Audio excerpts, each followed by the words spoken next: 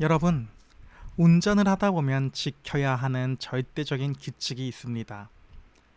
아무리 바빠도 빨간 불에는 무조건 멈춰야 한다는 규칙입니다. 이걸 어기면 큰 사고가 나거나 법적인 처벌을 받게 됩니다. 그런데 이 절대적인 규칙을 뛰어넘는 상위의 법이 있다는 사실을 아시나요? 바로 사이렌을 울리며 삐용삐용 사람의 생명을 구하러 달리는 소방차와 구급차입니다. 골든타임을 지키기 위해 달리는 응급 차량에게는 멈추어야 한다는 빨간불의 규칙보다 사람의 생명을 살려야 한다는 상위의 법이 우선 적용되기 때문입니다.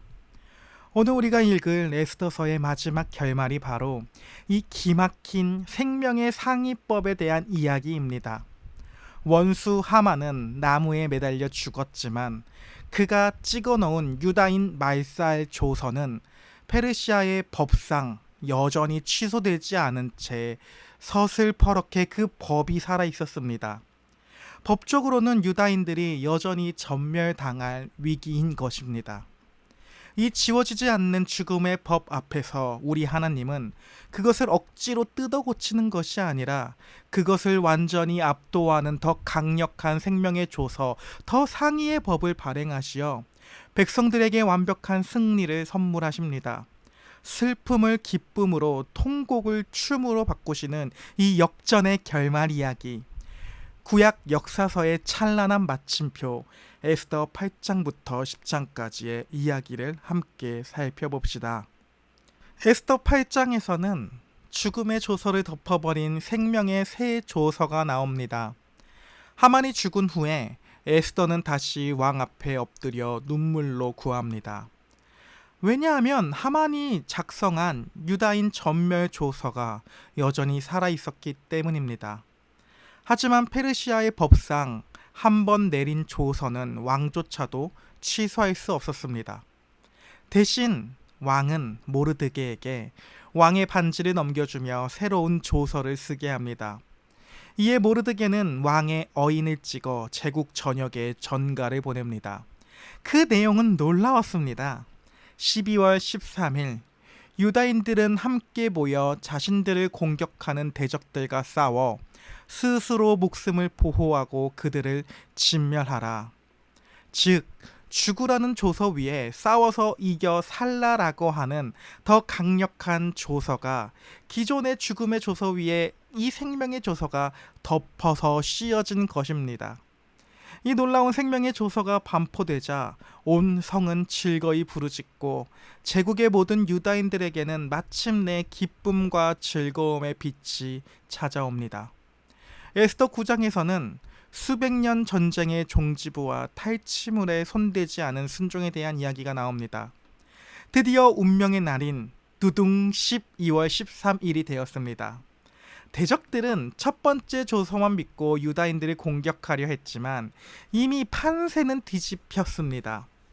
제국의 관원들이 유다인들을 돕기 시작했고 유다인들은 자신들을 죽이려 했던 대적들을 차례로 진멸합니다. 하만의 10 아들을 포함해 수많은 대적들이 처형당하죠. 그런데 이 에스더 9장에서는 무려 3번이나 똑같이 반복하는 구절이 있습니다.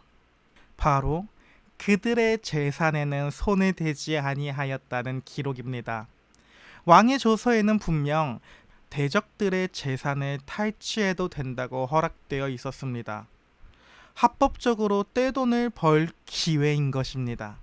하지만 그들은 단 한 푼의 전리품도 챙기지 않았습니다. 왜 그랬을까요? 왜냐하면 이 전쟁이 자신들의 사사로운 이익이나 탐욕을 채우기 위한 싸움이 아니라 오직 하나님의 언약 백성을 보호하시는 거룩한 전쟁이라는 것을 온 세상 가운데에 선포한 것입니다. 수백 년 전 과거 사울 왕이 아말렉의 좋은 양과 소를 남겨두고 하나님께 제사하려 했다는 종교적 핑계를 대며 탐욕을 채우려 했던 그 위선과 불순종의 역사, 그 수백 년 묵은 뼈아픈 실패를 포로기의 후손들이 마침내 자신들의 정당한 권리까지 포기하는 온전한 순종으로 완전히 뒤집어낸 순간이었습니다. 백성들은 이날을 슬픔이 변하여 기쁨이 된 불임절로 정하고 대대로 기념하게 됩니다. 이제 마지막 에스더 10장에서는 왕의 우편에 선 리더와 백성의 참된 안식에 대한 이야기가 나옵니다. 짧습니다. 매우 강력합니다. 모르드게는 왕 다음 가는 2인자의 자리에 오릅니다. 그는 유다인 중에 크게 존경받으며 자신의 권력을 휘두르는 것이 아니라 그의 모든 백성의 이익을 도모하며 그의 모든 종족을 안위, 즉 평안하게 하였다는 아름다운 기록으로 구약의 역사서는 대단원의 막을 내립니다. 그렇다면 오늘 이 이야기, 이 지워지지 않는 조서를 이겨낸 생명의 법, 탈취물에 손대지 않은 온전한 순종, 그리고 백성에게 안식을 준 모르드게의 모습 속에서 우리는 우리 왕 예수 그리스도를 어떻게 만날 수 있을까요? 첫째로는 죄와 사망의 법을 덮어버린 생명의 성령의 법이신 예수님입니다. 페르시아의 첫 번째 조서가 결코 취소될 수 없었던 것처럼 공의로우신 하나님의 엄중한 율법, 곧 죄를 지은 자는 반드시 죽으리라는 아담에게 처음에 주어졌던 이 약속, 이 사형 선고는 그 누구도 지울 수가 없습니다. 따라서 하나님께서는 그 저주의 조서를 그냥 없던 것이다 하며 무효로 하신 것이 아니라 예수 그리스도의 십자가를 통해 율법의 형벌을 완벽하게 다 받아내셨습니다. 그리고 그 위에다가 그리스도 예수 안에 있는 자에게는 결코 정죄함이 없다라고 하는 로마서 8장 1절에서 2절이 말하는 강력한 생명의 새로운 조서를 그 위에다가 덮어주시며 새로운 법을, 생명의 법을 반포해 주십니다. 율법의 저주라는 빨간 불 앞에 영원히 멈춰 죽을 수밖에 없던 우리에게 예수님이 십자가로 생명의 상위법을 통과시켜 주신 것입니다. 둘째로는 자기 영광을 구하지 않고 오직 하나님의 영광만을 완성하신 예수님입니다. 유다 백성들이 엄청난 재물을 가질 수 있었음에도 탈취물에 손을 대지 않은 것은 이 구원이, 지금 자신들이 받은 이 구원이 오직 하나님의 전적인 은혜와 주권임을 고백한 거룩한 순종이었습니다. 첫사람 아담의 실패와 사울 왕의 불순종을 완전히 뒤집은 것입니다. 예수 그리스도께서 이 땅에 오셔서 바로 이 완벽한 순종을 이루셨습니다. 사탄이 세상의 모든 전리품과 영광을 주겠다고 유혹할 때에 단호히 거절하셨고 오직 하나님의 뜻에만 철저히 복종하사 십자가를 지심으로 우리에게 단 한 방울의 인간적 공로도 섞이지 않은 완벽한 은혜의 구원을 완성해 주셨습니다. 셋째로 하나님 우편에 앉으셔서 우리에게 참된 샬롬을 주시는 영원한 통치자 예수님입니다. 왕의 우편에 앉아 백성들의 이익을 구하고 평안을 주었던 모르드게의 모습은 부활하사 하나님 보좌 우편에 앉으신 만왕의 왕 예수 그리스도의 완벽한 통치를 그림자처럼 보여줍니다.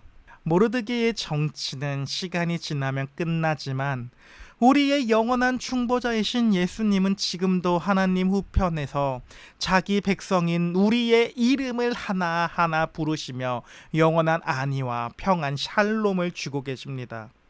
사랑하는 여러분, 구약의 역사서는 이렇게 인간의 수많은 실패와 배신으로 얼룩져 끝나는 것 같았지만 성경은 그 역사서의 가장 마지막 자리에 에스더서를 배치해 두며 우리에게 감격스러운 결론을 보여줍니다.